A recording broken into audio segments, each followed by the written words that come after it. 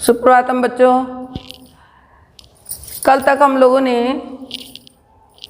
महान समाज सुधारक कबीरदास जी द्वारा रचित साखी और पद पढ़े हैं। मुझे आशा ही नहीं विश्वास है कि आप लोग उससे लाभ उठा पाएंगे।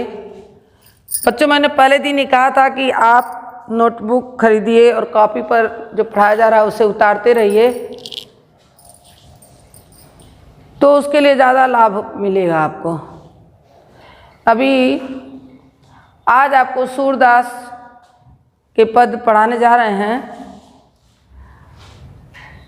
बच्चों, आप जानते हैं कि सूरदास को आप बचपन में भी पढ़े हैं, छोटी कक्षाओं में भी पढ़े हैं। भैया मैं तो चंद्र खिलौना नहीं हो, जई हो लोट धरन पर वहीं तेरी गोद नहीं हो, ये सब पढ़े हो।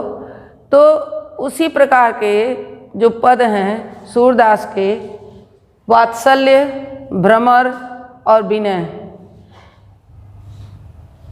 तीनों प्रकार के पदों का यहाँ संयोजन हुआ है जो हम आपको बताएंगे। बच्चों, आप जानते हैं कि सूरदास जी भक्ति काल के ही सगुण ब्रह्म के उपासक थे। और सगुण ब्रह्म में भी आप जानते हैं सगुण ब्रह्म की दो धाराएं थीं, एक राम भक्ति शाखा और कृष्ण भक्ति शाखा। तो राम भक्ति शाखा में तुलसीदास जी का नाम प्रमुखता से लिया जाता है और कृष्ण भक्ति शाखा के सबसे प्रमुख, सबसे श्रेष्ठ कवि के रूप में सूरदास जी का नाम आता है। इसीलिए किसी कवि ने कह भी दिया कि सूर सूर तुलसी शशि उडगन केशवदास, और अब के कवि खद्योत सम जहता करत प्रकाश। यानी सूर सूर्य के समान है। सूर्य की रचना हमारे हृदय को अपनी ओर आकर्षित भी कर लेती है। आप उसे गीत के रूप में गा सकते हैं। सूरदास जी साकार ब्रह्म के उपासक थे और कृष्ण के बाल रूप की उपासना करते थे। सूरदास जी श्री कृष्ण के बाल रूप के उपासक थे। कहते हैं कि सूरदास जी जन्म से अंधे थे। कुछ विद्वानों का मत है कि वो बाद में अंधे हो गए थे, कुछ विद्वान मानते हैं कि नहीं, वो जन्मांध थे। क्योंकि ऐसी किंवदंती है कि एक बार जंगल से आते समय वो किसी कुएं में जो जमीन में सटा हुआ था गिर पड़े थे और उसमें बाहर नहीं निकल पा रहे थे।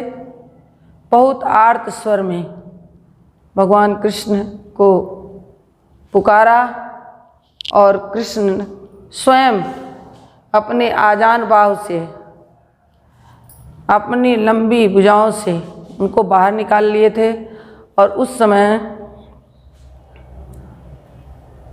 सूरदास ने कहा था,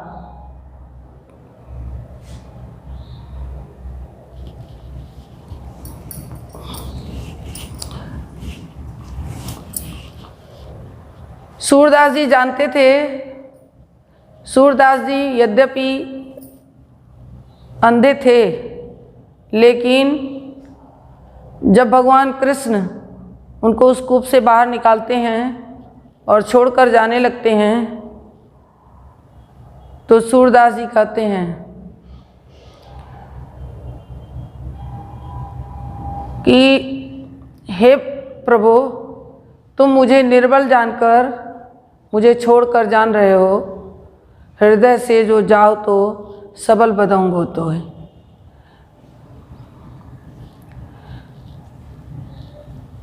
उस समय भगवान ने उनको साक्षात अपना दर्शन कराया था और उन्हें दिव्य दृष्टि देने के लिए भी कहा। लेकिन सूरदास ने कहा कि यदि जिन आँखों से मैंने इस आपके सुंदर रूप का दर्शन किया है उससे मैं अब संसार के माया मोह का दर्शन नहीं करना चाहता, संसार के विषय वासनाओं में फंसना नहीं चाहता, इसलिए मुझे आँख नहीं चाहिए। उन्होंने क्या कहा था, हाथ छुड़ाए जात हो निर्बल जान के मोहि, हृदय से जब जाओ तो सबल बदऊंगो तो ही। इससे प्रतीत होता है कि वास्तव में सूरदास जी को अंतर्दृष्टि थी, लेकिन वह अंधे थे। कुछ विद्वानों का ऐसा मत है, किसी के भी जीवन से संबंधित तमाम मत मतांतर हैं। इनके गुरु वल्लभाचार्य थे, उन्हीं के सानिध्य में रहकर ये भगवान श्री कृष्ण की भक्ति किया करते थे। तो हम सूरदास से संबंधित जो पद है उसे पढ़ेंगे। बच्चों, सूरदास के जितने भी पद हैं बहुत ही महत्वपूर्ण है परीक्षा के दृष्टि से, इसलिए आप ध्यानपूर्वक पढ़ेंगे। पहला जो पद है वह विनय का पद है। पहला जो पद हम पढ़ने जा रहे हैं वह विनय के पद हैं। विनय का पद माने भगवान के समक्ष आत्मसमर्पण करना, भगवान के समक्ष स्वयं को समर्पित कर देना, उनके अधीन हो जाना। उस पद में सूरदास जी ने एक ऐसे पक्षी के माध्यम से स्वयं को प्रस्तुत किया है जिसको मारने के लिए एक बहेलिया अपने धनुष पर बाण चढ़ाए हुए है और एक सर्प भी नीचे बैठा हुआ है। तो सूरदास जी उसके माध्यम से कहना क्या चाहते हैं कि मैं विषय वासनाओं के बाढ़ से विद्ध हो रहा हूँ। भाव उनका यही है, किंतु इसमें एक पक्षी को माध्यम बनाया गया है, इसलिए अन्योक्ति भी है। कह रहे हैं कि अब की राख लेहु भगवान, अब की राख लेहु भगवान, हाँ अनाथ बैठे द्रुमडरिया पारिधि साधे बान, ताके डर में भाज्यो चाहत ऊपर ढुक्यो सचान, दुहु भांति दुख भयो आनियह कौन उबारे प्राण, सुमिरत ही यही डस्यो पारधि कर छूट्यो संधान, सूरदास सर लग्यो सचा नहीं जय जय कृपा निधान। सूरदास जी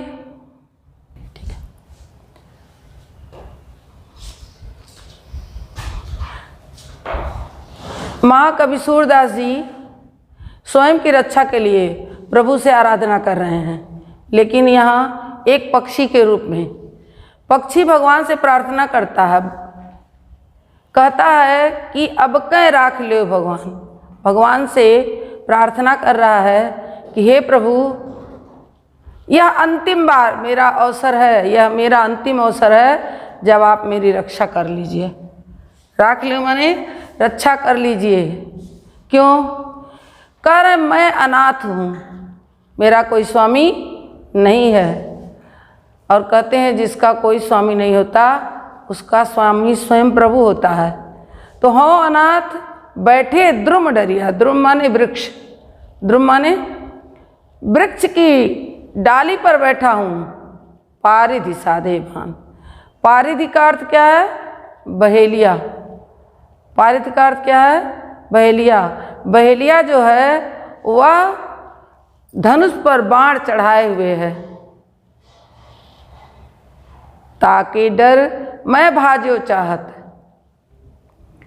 उस बहेलिया से बचने के लिए मैं भागना तो चाहता हूँ, किंतु उसके ऊपर मेरी जो ऊपरी वाली डाल है उस पर एक बाज पक्षी बैठा हुआ है जो मुझे तुरंत मार देगा, जो मुझे तुरंत नष्ट कर देगा, इसलिए मैं उससे डरता हूँ। दुहु भांति दुख भयो वानिय कौन उबारे प्राण। हे प्रभु, इस प्रकार दोनों प्रकार से मुझे दुख हो गया। मैं न तो नीचे भाग सकता हूँ और न ऊपर भाग सकता हूँ। सुमिरत ही अहि डस्यो पारधी कर छूट्यो संधान। उस पक्षी का आर्त स्वर सुनकर, उस पक्षी के हृदय की वेदना को सुनकर ईश्वर की कैसी कृपा हुई कि अहिडस्यो, अहि माने सर्प, अहि माने सर्प, पारधी वह जो बहेलिया है, तुरंत उसको वह सर्प डस लेता है, जिसके फलस्वरूप कर छूट्यो संधान। हाथ से जो संधान करके बैठा हुआ था, धनुष पर बाण चढ़ाए हुए जो बैठा था, वह निष्फल हो जाता है, उसका जो निशाना चूक जाता है। सूरदास जी कहते हैं कि सूरदास सर लगे हो सचा नहीं। सूरदास जी कहते हैं ऐसी स्थिति में वह बाण जाकर उस बाज पक्षी को लग जाता है। जय जय कृपा निधान। ऐसे कृपा के निधान, कृपा के भंडार भगवान श्री कृष्ण की जय हो, भगवान श्री कृष्ण की जय हो। बच्चों फिर से देखेंगे। अब कह राख ले हो भगवान, समझ में आ गया होगा कि यह अंतिम समय है जब आप मेरी रक्षा कर लीजिए, क्योंकि मैं अनाथ हूँ और एक वृक्ष की डाली पर बैठा हुआ हूँ और मुझे मारने के लिए पारधी अपने धनुष पर बाण चढ़ाकर तैयार हो गया है, जिसके डर से मैं भागना तो चाहता हूँ, लेकिन ऊपर की डाली पर एक बाज पक्षी बैठा हुआ है जो सभी पक्षियों का शत्रु माना जाता है। इस प्रकार दोनों प्रकार से मुझे कष्ट हो गया है। मैं न तो ऊपर भाग सकता हूँ और न नीचे जा सकता हूँ। उसके हृदय की इस वेदना को सुनकर, इस करुण पुकार को सुनकर, वह जो दीनदयाल प्रभु श्री कृष्ण हैं, उनकी कैसी कृपा होती है कि नीचे उस बहेलिया को एक सर्प आकर डस लेता है, जिसके कारण उसके हाथ से धनुष और बाण छूट जाता है और वह जाकर तुरंत उस बाज पक्षी को लग जाता है, जिससे उस पक्षी के जीवन की रक्षा हो जाती है। सूरदास जी कहते हैं कि ऐसे कृपा निधान प्रभु की जय हो, ऐसे कृपा निधान प्रभु की जय हो। बच्चों, इसमें सूरदास ने स्वयं के लिए भी कहा है कि मैं इस विषय वासना रूपी पारिधि के द्वारा कभी भी हत हो सकता हूँ, इसलिए यह मेरा अंतिम प्रार्थना है कि मेरी रक्षा कर लो प्रभु। इस पाठ में आपको आप देखेंगे जय जय 2 बार आया है। मैंने आपको बताया था पुनरुक्ति प्रकाश अलंकार इसमें होता है। यह गीत ही एक प्रकार से गीत छंद है, आप इसको गा सकते हैं, पद है।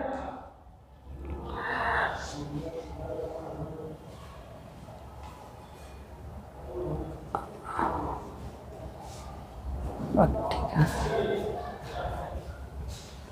अन्योक्ति भी है। मैंने आपको पहले ही बताया है कि इसमें अन्योक्ति है, क्योंकि एक के माध्यम से दूसरे के लिए कहा गया है। पक्षी एक माध्यम है, लेकिन स्वयं सूरदास जी इसके माध्यम है। तो बच्चों, इस पद को आप समझ गए होंगे, पढ़ेंगे, दोहराएंगे। अगला पद सूरदास जी कहते हैं कि मेरो मन अनत कहाँ सुख पावे।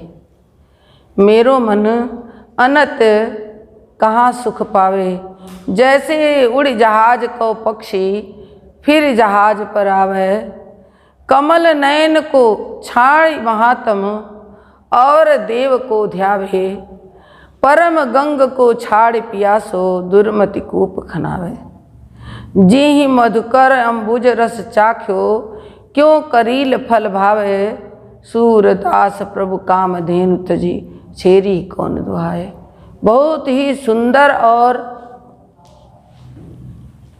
मन को अपनी ओर आनंदित करने वाला ये पद है। आप ध्यान से देखेंगे, सूरदास जी कहते हैं कि मेरो मन अनत कहाँ सुख पावे। मेरो मन, अनत माने अन्यत्र, अनत का क्या अर्थ है?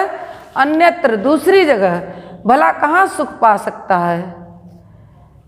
सूरदास जी कहते हैं कि हे प्रभु, मेरा मन अन्यत्र भला कहाँ सुख पा सकता है। उद्धरण शैली है, देखो, कह रहे जैसे उड़ जहाज को पक्षी फिर जहाज पर आवे। जैसे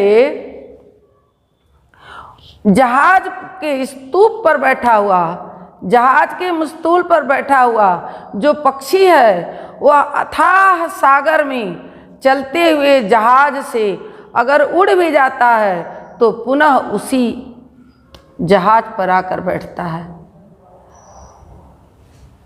सागर के मध्य में खड़ी जहाज के मस्तूल पर बैठा हुआ वह पक्षी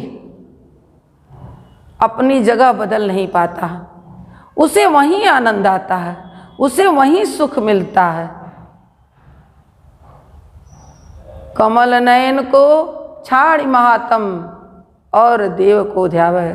दृष्टांत है, देखो उदाहरण देके बता रहे हैं कि कमल नयन को छाड़ी महात्म और देव को ध्यावे। कमल नयन, कमल के समान नेत्र हैं जिसके, अर्थात प्रभु श्री कृष्ण कमल नयन को छाड़ी महात्म और देव को ध्यावे। उस कमल के समान सुंदर नेत्र वाले परमात्मा श्री कृष्ण के महात्म को छोड़कर भला दूसरे देवता का कौन ध्यान करने वाला है। परम गंग को छाड़ पियासो दुर्मति कूप खनावे।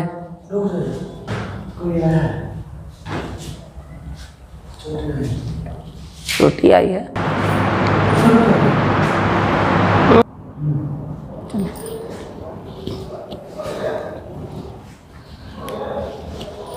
तो सूरदास जी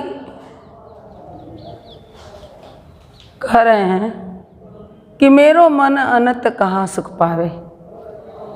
मेरा जो मन है अन्यत्र, कहीं दूसरी जगह कहाँ सुख प्राप्त कर सकता है। आपने पढ़ा, जैसे उड़ जहाज को पंछी पुण्य जहाज पर आवे, कमल नयन को छाड़ी महात्म और देव को। परम गंग को छाड़ पियासो दुर्मति को पखनावे। प्यासा व्यक्ति अगर परम पावनी गंगा का त्याग करके छोटा सा कुआं खुदवाना चाहता है तो वह दुष्टमति ही कहा जाएगा।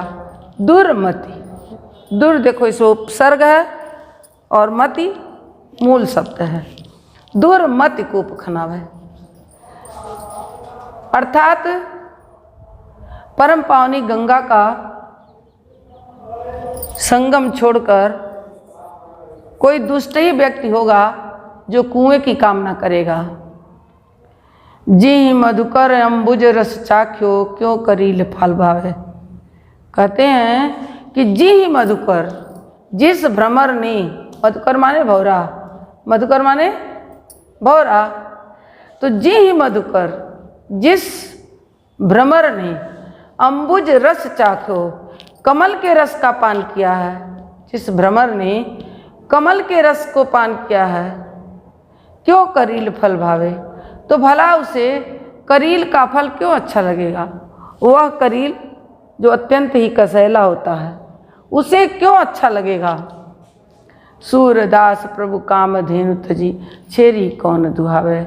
सूरदास जी कहते हैं कि इस प्रकार से स्वर्ग की जो कामधेनु गाय है, जो प्रतिदिन अपने दुग्ध से सबको संतुष्ट करती है, यदि इस प्रकार की गाय प्राप्त हो जाए तो भला कौन ऐसा